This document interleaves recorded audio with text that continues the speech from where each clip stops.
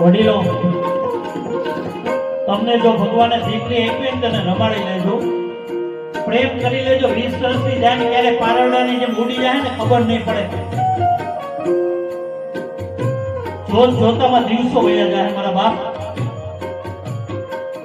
અને બિચારી જયારે વરાવાના ટાણા થઈ ગયા હોય ને ત્યારે બાપનો કાળજાનો કટકો. આ બધા મહેમાન ગેટ સુધી મૂકવા જાય પણ દીકરીનો બાપ ન જાય. ત્યારે મારા કવિની કલમને લખવું પડ્યું. શું લખવું પડ્યું? કાળજાનો કટકો ઓળતો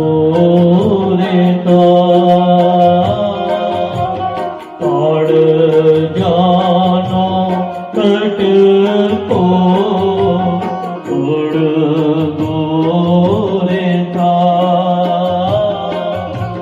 પિયરિયું છોડી દીકરી સાસરે